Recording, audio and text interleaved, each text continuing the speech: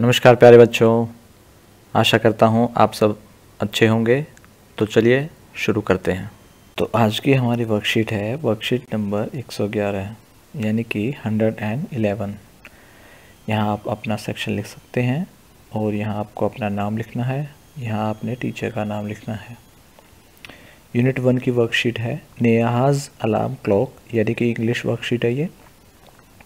चलिए इसको पढ़ते हैं, करते हैं। Good morning dear children. Do you like to spend time with your grandparents? क्या आपको अपने ग्रैंड पेरेंट्स के साथ, दादा दादी के साथ टाइम बिताना पसंद है?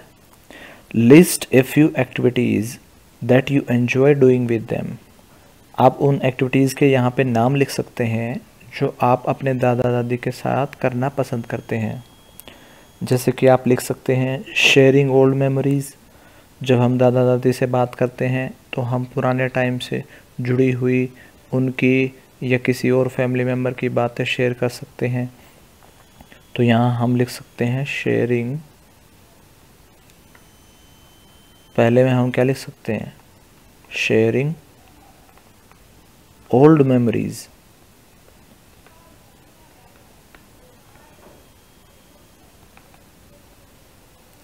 कोई फ़ोटो हो, वैसे तो पुराने टाइम में फ़ोटो कम थे लेकिन है तो वो शेयर कर सकते हैं, मेमोरीज शेयर कर सकते हैं, कोई बात शेयर कर सकते हैं। इसके अलावा हम प्लेइंग गेम्स भी कर सकते हैं।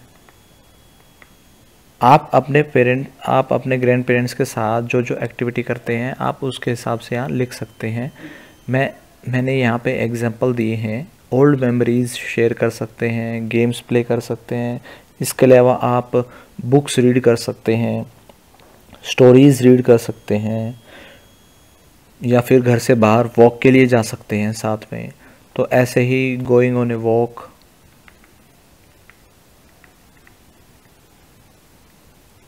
और इसके साथ साथ यहाँ पे हो जाएगा रीडिंग बुक्स या रीडिंग स्टोरीज़। ये इसके अलावा जो भी आप अपने ग्रैंड पेरेंट्स के साथ करना पसंद करते हैं आप अपने हिसाब से भी यहाँ पे लिख सकते हैं। चलिए नेक्स्ट देखते हैं। Let's read aloud. अब इसको रीड करना है साथ में। नेहा's grandfather told her about his childhood days. When he was young, he stayed in a small village situated in the hills of Uttaranchal. अब नेहा के जो ग्रैंडफादर थे उन्होंने नेहा को अपने चाइल्डहुड के दिनों के बारे में बताया, यानी कि अपने बचपन के दिनों के बारे में बताया। When he was young, जब वो यंग थे, यानी कि अब तो वो बूढ़े हो चले हैं। उससे पहले जब उनकी यंग एज थी, जब वो बूढ़े नहीं थे, he stayed in a small village, यानी कि बचपन की बात है। तो जब बचपन में वो कहाँ रहते थे? एक स्मॉल विलेज में रहते थे, जो कि कहाँ पे था? हिल्स में था, उत्तरांचल के हिल्स में, पहाड़ों में। Once he had gone with his family, और एक दिन वो एक दिन अपनी फैमिली के साथ क्या देखने गए थे? To see the valley of flowers. Valley of flowers एक जगह थी, वहाँ वो अपनी फैमिली के साथ एक दिन गए थे। They were all very excited for this trip. अब इस ट्रिप पर जाने के लिए, उस जगह तक जाने के लिए वो घर के सभी मेंबर्स बहुत एक्साइटेड थे। There were wide areas carpeted with the brightest yellow flowers.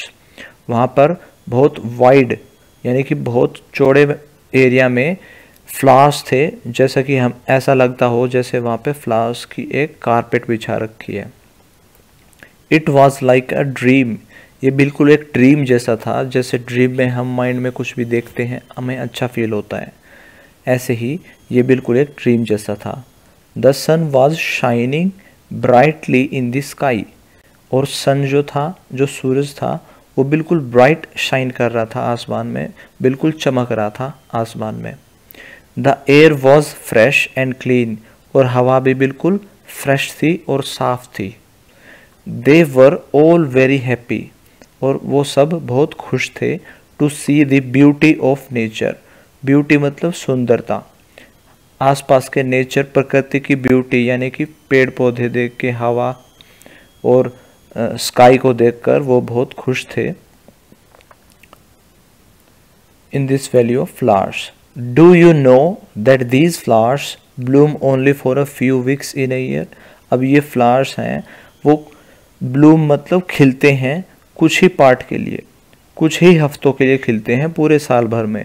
क्या आपको ये पता है? चलिए अब हम आगे पढ़ते हैं और करते हैं वर्कशीट को। Let us complete the sentences from the passage above by filling in the missing words. यानी कि अब ये जो मिसिंग वर्ड्स यहाँ पे मिसिंग हैं उनको हमें फिल करना है पैसेज के अकॉर्डिंग। चलिए इनको फिल करते हैं। फर्स्ट है हमारे पास When he और फिर ब्लैंक है young he stayed in a small village situated in the hills of Uttaranchal. When he was young तो यहाँ पे was आएगा। When he was young he stayed in a small village situated in the hills of Uttaranchal. Next देखते हैं They dash all very excited for this trip. They were all very excited for this trip.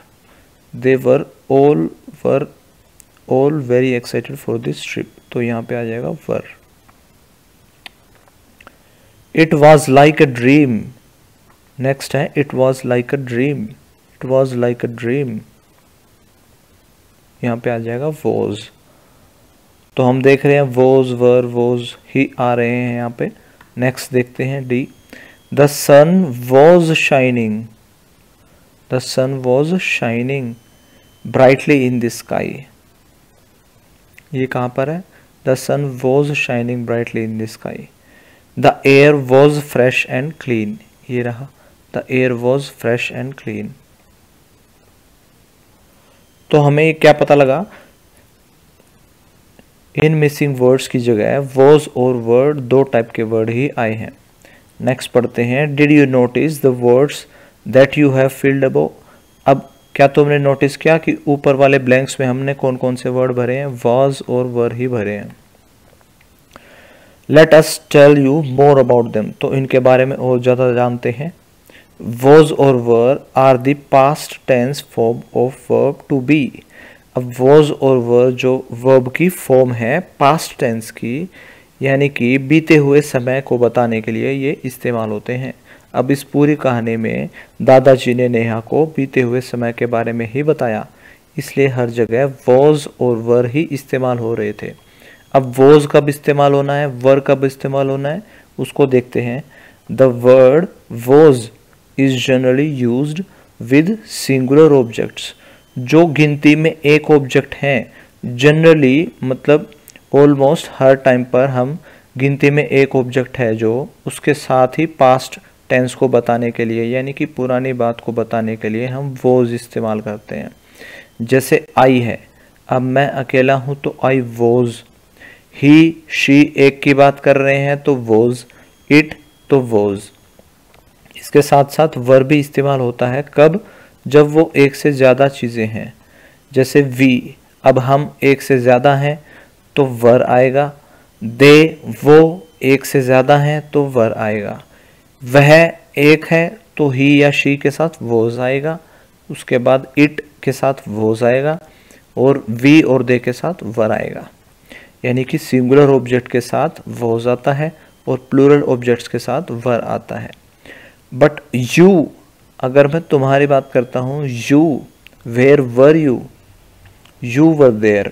you के साथ हम हमेशा वर इस्तेमाल करते हैं, चाहे सिंगुलर हो या प्लूरल हो, हम उसमें you के हिसाब से काम करते हैं, यानी कि उसको प्लूरल ट्रीट किया जाता है, हालांकि वो प्लूरल नहीं होता, फिर भी हम you के साथ वर इस्तेमाल करते हैं। इसका एग्जाम्पल देखते हैं। For example You were in school yesterday. You के साथ हमने वर लगाया। तुम स्कूल में थे, कल स्कूल में थे। Yesterday मतलब जो बीता हुआ कल है, जो कल चला गया। You were in school yesterday. आज की क्लास यहीं ख़त्म होती है। अगर आपके कुछ डाउट्स अभी भी बाकी हैं तो आप कमेंट सेक्शन में पूछ सकते हैं। कल फिर मिलेंगे, कुछ नया सीखेंगे। तब तक के लिए धन्यवाद। जय हिंद।